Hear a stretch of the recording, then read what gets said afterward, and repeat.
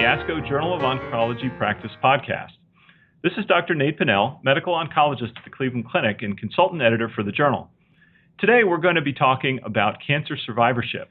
Although there's been a significant reduction in deaths from many common types of cancer due to things like early detection and improved treatment, the result of the success has been a growing number of people who've been cured of their cancer or who are living for extended periods with the cancer as a chronic illness. By 2024, it's been estimated that there will be as many as 19 million cancer survivors in the United States, and many will have unique issues related to their prior cancers or treatments. ASCO recognizes this need and has tasked the ASCO Survivorship Committee to address these issues. Joining me today is Dr. Charles Shapiro, professor of medicine at the Icahn School of Medicine at Mount Sinai in New York, where he is also the director of translational breast cancer research and director of cancer survivorship at the Tisch Cancer Center in the Mount Sinai Health System. He's here to talk with me about his paper, ASCO Core Curriculum for Cancer Survivorship Education, published in February 2016 in the JOP. Dr. Shapiro, thank you for joining me. My pleasure. Can you briefly talk a little bit about some of the major issues that cancer survivors face and why these are sufficiently important and different enough from what we normally do as oncologists that a specific curriculum might be necessary? The field of cancer in general is getting so complicated that it's as if we're developing a new subspecialty of survivorship. And that's what this article is starting to promote. In other words, in a 15-minute office visit, do you have time to address all the survivorship issues? Let's say sexual dysfunction or peripheral neuropathy or many things that cancer survivors commonly experience. The answer for most of us is no. There's a need for an awareness of the issues of cancer survivorship and research to promote interventions, for example, to address these issues. So there was a real need for a core curriculum that the ASCO Survivorship Committee, in combination with the ASCO Professional Development Committee, created this document. Well, that makes perfect sense. This is something that's getting increasing attention, but I don't think a lot of oncologists, especially ones who trained a while ago, probably feel comfortable in this. So can you take me through the major components of the cancer survivorship curriculum that your committee is developing? Based on the Internal Medicine Report of 2005, we've taken the subheadings from that report, such as surveillance for recurrence and second malignancies, long-term and late effects, comorbidities of treatment, health promotion and disease prevention, psychological and psychosocial well-being, and then we have a section on special populations, the young adult survivors of pediatric cancers. At the other end of the spectrum, older adults.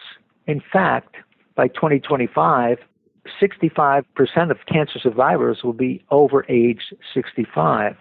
So there's a real need for melding the principles of geriatric oncology with geriatric survivorship.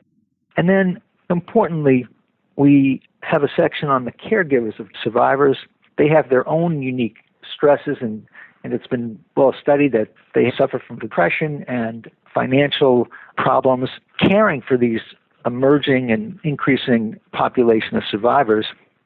And probably the most important thing is the section on communication and care coordination.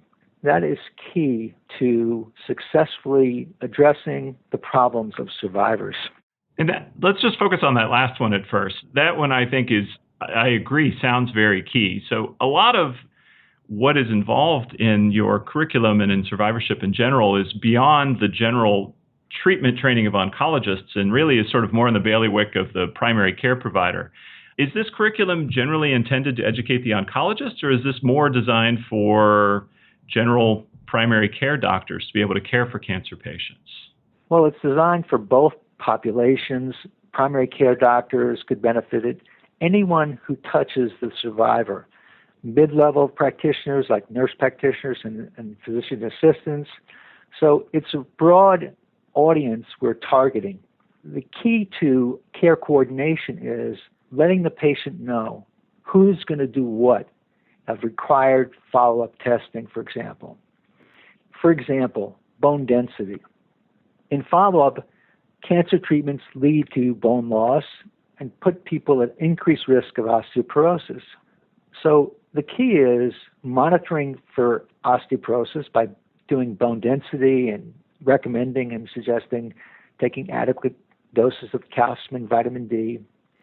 But the patient knowing who's going to do what is critical, and that may vary depending on the practice site. For example, take bone density. The endocrinologist could do it, the primary care could do it, the obstetrician and gynecologist could do it, the oncologist could do it, the rheumatologist could do it.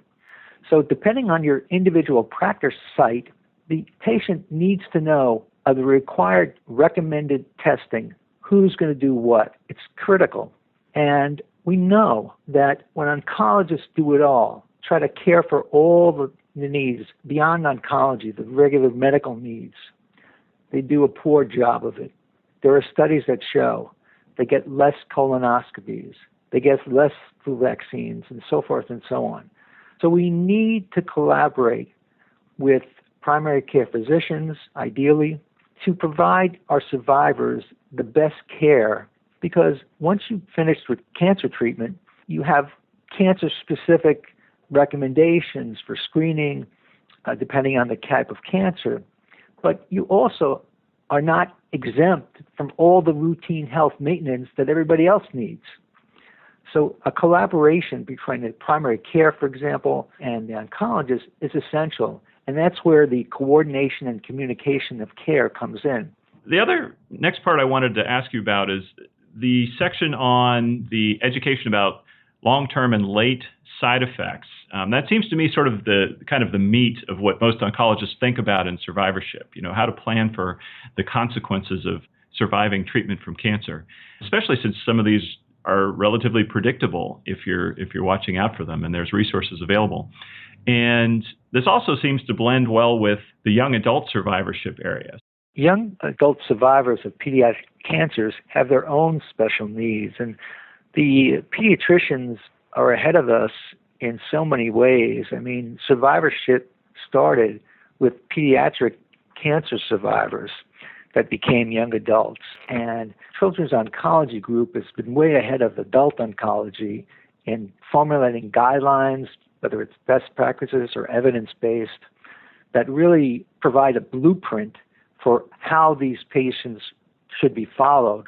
The problem is that they're a particularly vulnerable population because they often are caught in the transition between the pediatric oncologist and the primary care physician. They have a lot of problems related to second malignancies, and this is a group that's recognized as being vulnerable. Pediatricians are not comfortable following a 22-year-old, and yet the primary care physicians, they don't often have primary care physicians. So it's a group that we especially want to emphasize as having special needs. They're at risk for many problems, particularly second malignancies, cardiac problems, and pulmonary problems. And they're just caught in the middle of the transition between coming out of following their pediatric oncologist and when they become young adults, transitioning to a primary care, a more appropriate setting. And I'm sure that ties back into what we were talking before about a good communication plan to coordinate between different team members. Absolutely. And I also really like the section on caregiver focus. This is an underappreciated aspect of cancer treatment, is the caregivers, especially in those patients who survive and then go on to have continuing, perhaps long life, but with certain debilities as the result of their treatment. So do you consider this a major component of survivorship? Absolutely. The caregivers are the unsung heroes of cancer patients' experience. You've got to recognize that cancer survivors don't exist in a vacuum. If they're lucky enough, they have a whole supporting network, and they have people that provide their care, and that's got to be recognized as a hard situation on the caregivers. Well, I'm glad to see that that's included in this curriculum. I've always liked the expression that individuals don't get cancer, but families get cancer, and I think this is a reflection of that. So from a logistics standpoint, Where are people going to be able to access this curriculum? Is this going to be an online course on ASCO University? Is this going to be an in-person course? Is it still in the works? It's currently available in the journal, but it's also on the ASCO Compendium website. ASCO Survivorship developed this compendium for resources for survivors. It's going to be on that. And then we're just deciding how best to disseminate this information, what are the key audiences, and it's going to be heavily promoted by ASCO because it's a unique document. Survivorship content is out there, but it's fragmented. You have to look for it. And this contained in one document, so it's easy to read, and it tells you what you need to know or what you need to think about in terms of approaching cancer survivorship. Dr. Shapiro, thank you for joining me today. My pleasure. I also want to thank the listeners who joined us for this podcast. The full text of the paper is available now at jop.ascopubs.org in the February 2016 issue. Don't forget that you can read the JOP and access these podcasts on your smartphone or tablet from the ASCO Journal's mobile app, available on the iTunes Store and Google Play. This is Dr. Nate Pinnell for the Journal of Oncology Practice signing off. Thank you for listening.